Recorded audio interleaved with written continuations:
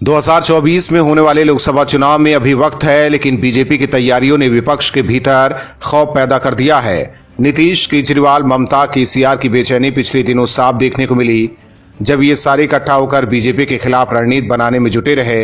हालांकि बीजेपी इनसे एक कदम आगे निकल गई है। विपक्ष अभी अपनी टीम ही तैयार कर रही है। इसी बीच बीजेपी ने 24 के चुनाव के लिए फील्डिंग सजा दी है।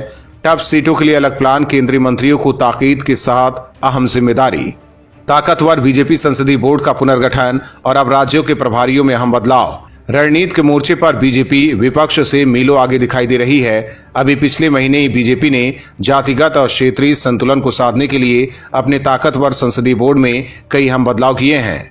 बता दें कि बीजेपी में अहम फैसले बोर्ड ही लेता है। अब एक महीने के भीतर पार्टी ने फिर से संगठन को मथा है। इस बार राज्यों के प्रभारियों में बड़े पैमाने पर बदलाव किया है। वहीं जिन नेताओं को राज्यों की जिम्मेदारी सौंपी गई है, उनमें पूर्व मुख्यमंत्री से लेकर पूर्व केंद्रीय मंत्री तक हैं। गुजरात के पूर्व मुख्यमंत्री विजय रूपाणी को पंजाब और चंडीगढ़ का प्रभारी बनाया गया है।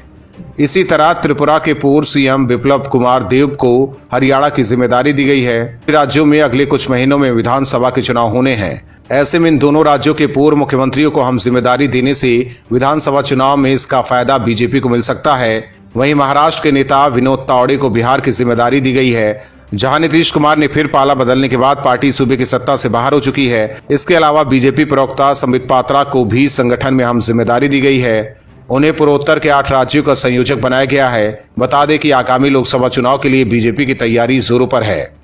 हाल ही में गृह मंत्री अमित शाह और बीजेपी प्रमुख जेपी नड्डा ने केंद्रीय मंत्रियों की क्लास लगाई थी। मंत्रियों को 144 ऐसे सीटों की जिम्मेदारी दी गई थी जहां पिछले लोकसभा चुनाव में बीजेपी की हार हुई थी। ऐसे में एक बार फिर बीजेपी ने अपने नए सिपाहियों को नई जिम्मेदारी देकर साफ कर दिया है कि बीजेपी का लक्ष्य मोदी को फिर से प्रधानमंत्री बनाना है।